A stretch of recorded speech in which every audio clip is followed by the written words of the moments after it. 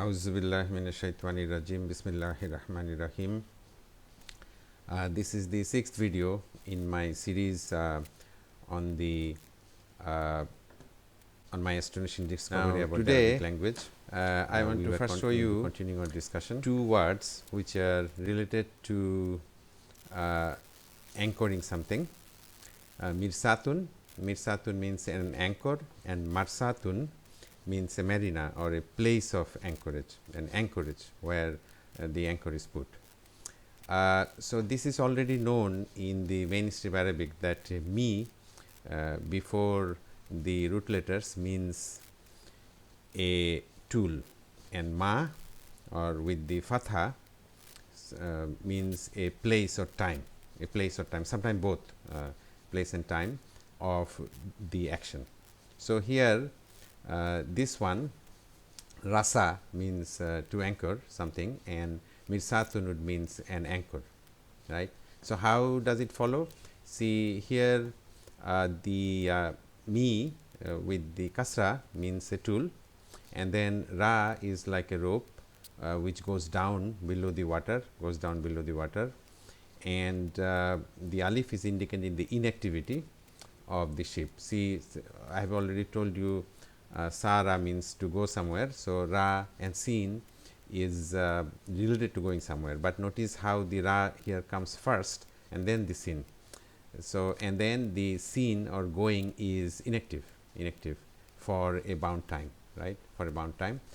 And mirsatun would mean an anchor, and marsatun means the place. This is already known very much well. So see, this is another indication that my theory about this meaning of the individual letters is true, and it holds true for many words. This is partially known in the mainstream Arabic known as the modern standard Arabic, but actually my theory is that all Arabic words in the lisaanun áarabiyyun or the divine language is like this. Okay, so you already know that Sara means to move on. Sara yasiru means to move on from Sin ya Ra, and we know that Ra also means to go somewhere, Sin also means to go somewhere, and Ya you can think of as using the 2 feet which are below, two legs which are below, right, 2 legs and moving somewhere. But Sin movement would indicate that this movement is done in association with some other people in a way. For example, in a sabil, and Ra would just mean the going, the movement from one place to another. So here Sara, so see, so move on a way of other people. These are some inactive people that you move along with in the road or the way for a certain measure, right? Go somewhere. Now its opposite, see, when the Ra comes first, it becomes Sara. So this is from the root Sin, Ra and Wa. And as you know, wow would always mean something missing. So here the going is missing. So rasa, and which is indicated by sin or this going, become inactive, right? Rasa and yarsu. But actually it has the intention of going, although you are anchoring the boat or something, but then it goes from time to time and then come back and anchor again. So this goes with the meaning of the cycle for the wow as well. Very interesting, isn't it, that how a slight changes in the letter's position and some of the vowels make the meaning completely different but related. Okay, now today in this video I will be particularly putting my attention on a thing I call the 3 vertical layers of the divine language.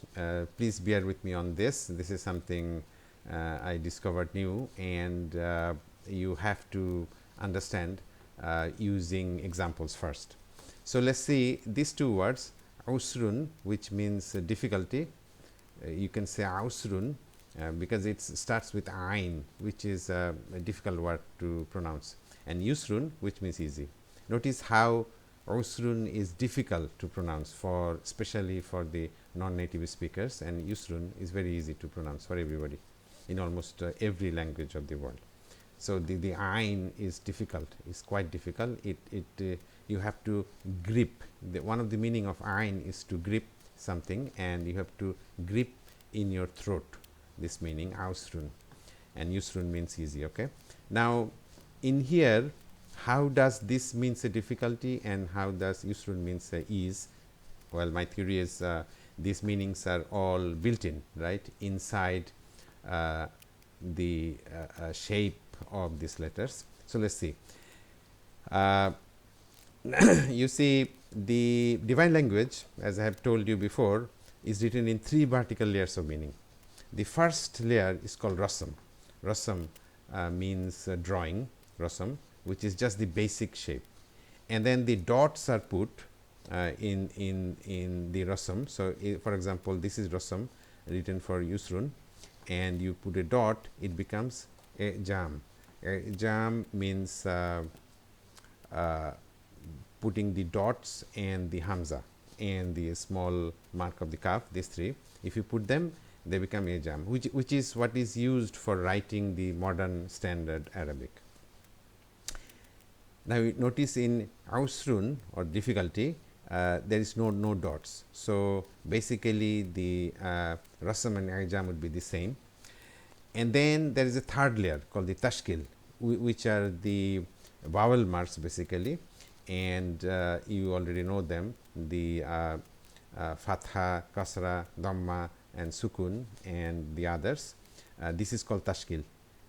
Okay, so this makes 3 vertical layers. So 3 vertical layers are like this.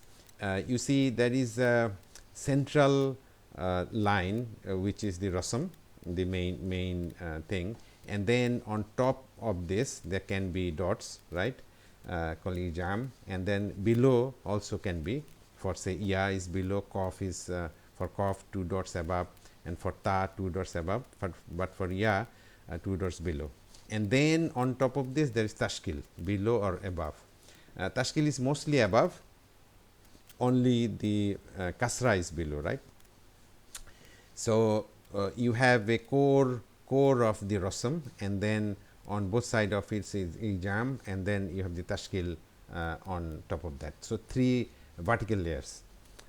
Now these 3 vertical layers, this is my theory, have completely different levels of meaning. So there are 3 vertical layers of meaning in this divine language called lisaanun áarabiyyun, and these meanings have been, I would say, forgotten in the al-lughatul-áarabiyyatu, which is the modern standard Arabic.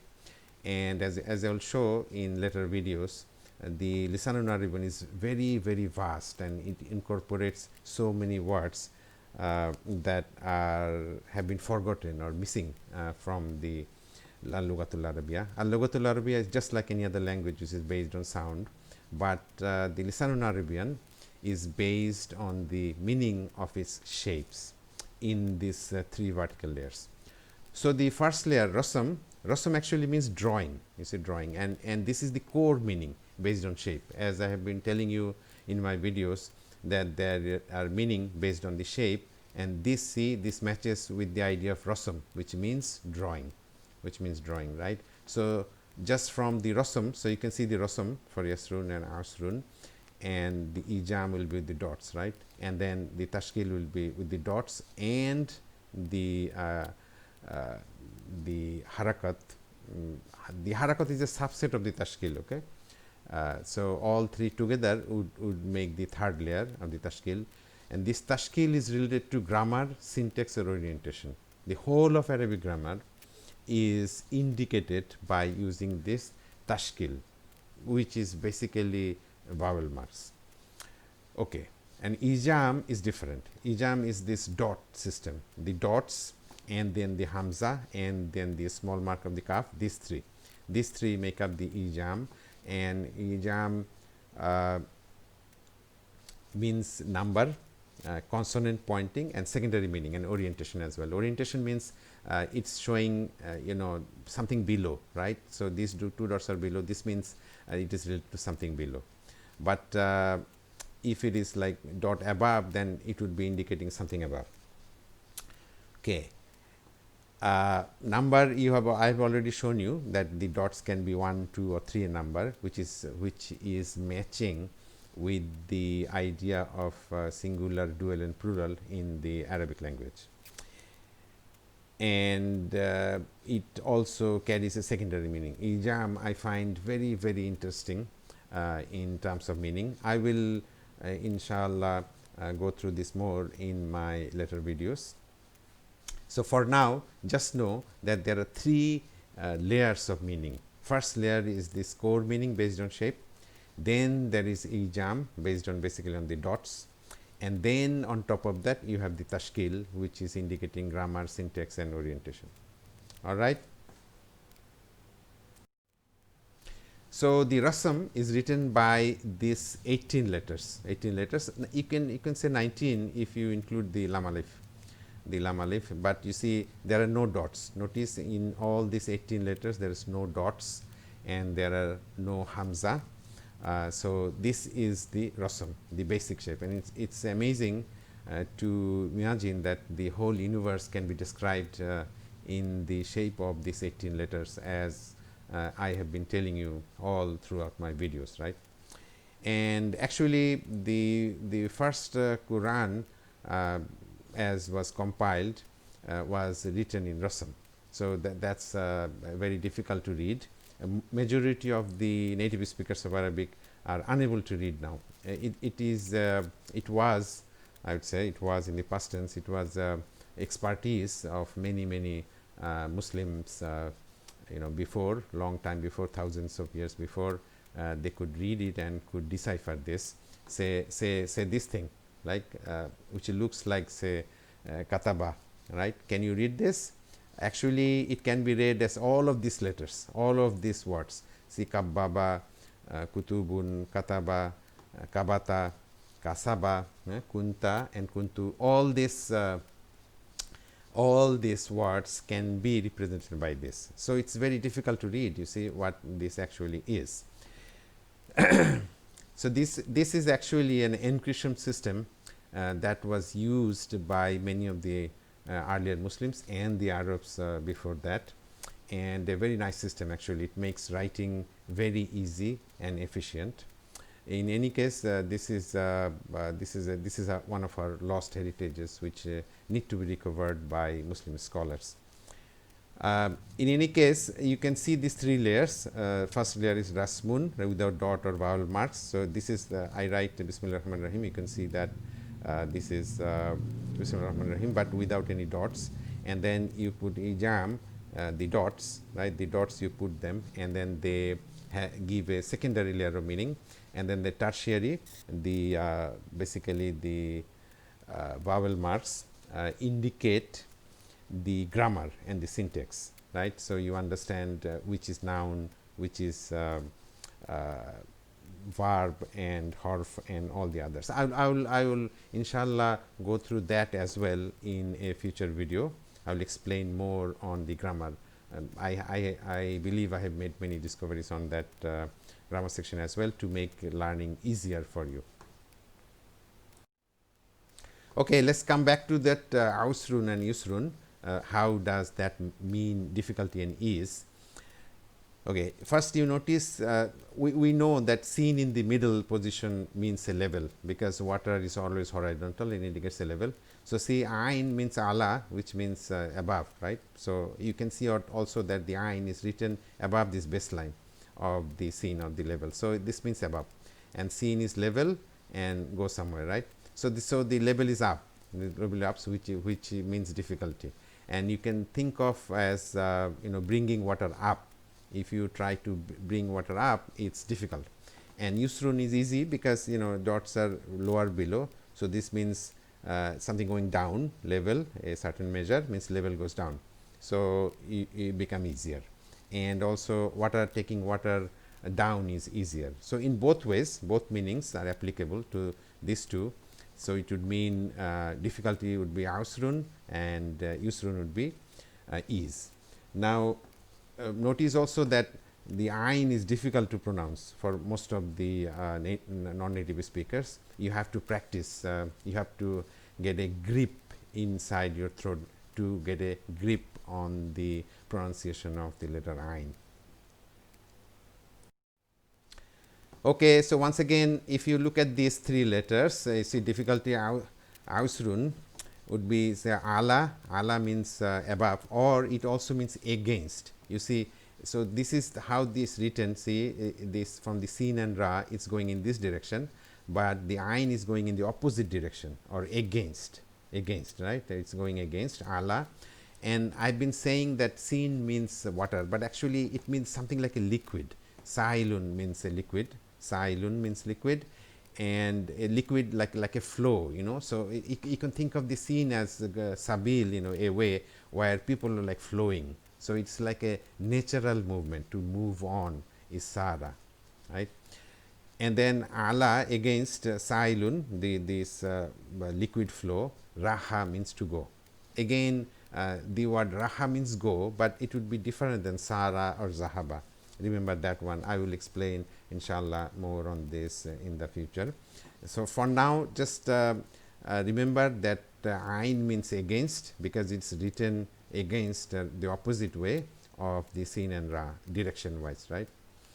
And in the yasrun, because the two dots are below, it's the same. The sa and ra, the sara means move on, right? In both cases, the dots here are meaning below, and the ayn here is meaning above, ala, and that's why it's meaning to be easing, because you take the water down, right? Now you see the ra means a certain measure, right? So ra has a starting point and ending point, and as you know, it is one of the 100 letters, means the going is like in one direction.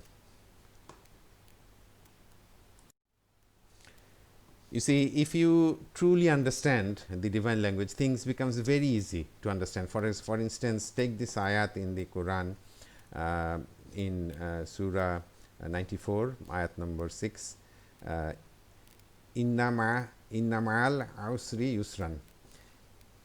In this ayat, surely with the difficulty is an ease.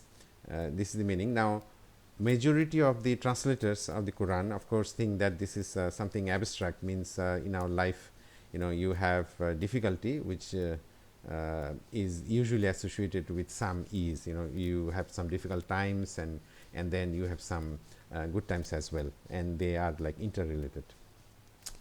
But actually, this is much more than that. In here, some meanings are hidden, which will be apparent to you if you understand what I've been saying. So you see here, inna means surely, right?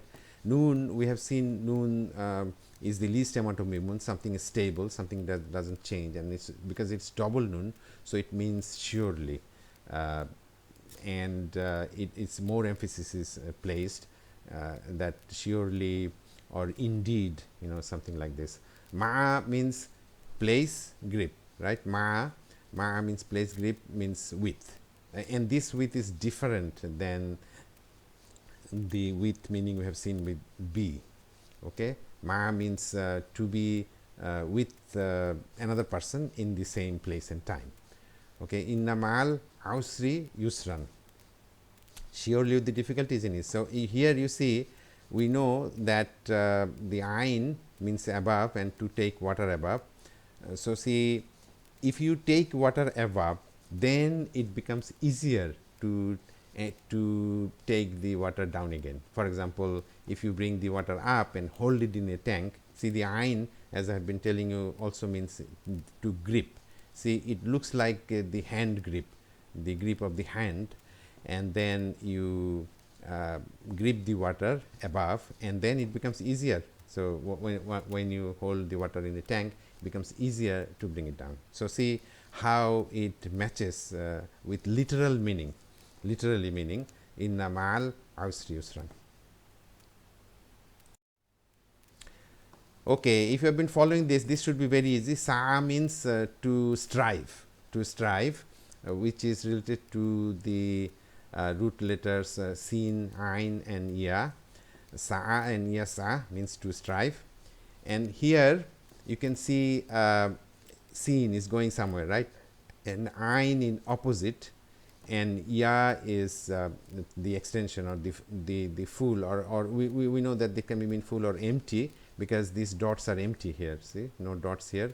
So going somewhere, because of the opposition is empty. So see, it's so easy to understand that you have to strive to go against the flow, against the normal flow of the movement, which becomes empty. So to strive. Now notice here one thing, sa'yun means it is sa'yun is sa'i is integral rite during Hajj and Umrah, which is performed by the Hajis and people who are doing Umrah. You know, the walking back and forth briskly or quickly between the hills of Safa Marwa, and that's known as sa'i. And you see, this was done by the mother of the Arabs, Hajar, may Allah's peace and blessings on her. She was going to and fro, remember, to find water, right? So see here, the hidden meanings in C, Ain, right? The Ain is to grip the water, striving, right? Water empty. So she was trying very hard to find water, and she was going between the hills of Safa and Marwa. Every Muslim knows this story. So see, what I'm trying to say is the striving meaning is intimately related to finding the water, which was like hidden or below, see, sa'yun. So that's one of the meaning. Another meaning I would like to mention is Musa alayhi salam, you know, a major prophet of Allah subhanahu wa ta'ala. And every Muslim also knows that he split the water when the Bani Israel were fleeing from the persecution of Firaun, and Musa alayhi salam led them and took them to safety. But then there was a parting of the sea, right? The water became empty, so that the Bani Israel could pass, and then after they left, Firaun was drowned in that water. So every Muslim again knows this is true historically, but you see in this name Musa, it is built in this meaning. That's what I'm saying. So see, Mim would mean a place, and dwamma we know means is worked upon, place is worked upon, and wow is covering or protecting, and then Sin is water, empty. So see, this water emptying is a protection and is worked upon by place. So this fact that this history would be associated with Musa alayhi salam is already built in the meaning of the individual letters. Amazing, isn't it? I find it truly amazing. Actually, my theory is that every world history, meaning, knowledge, everything is built in the shape and meaning of these letters. Inshallah, I will be coming back more on these theories, and I will try to convince you more and more with more videos in the future. For now, please take a look at all these words that I have shown you, and try to see the meaning in these letters, in these words. Okay, for more information, you can look at my two books that are available from Google Books, and inshallah I will be back with more and more videos. Until then, Allah Hafiz.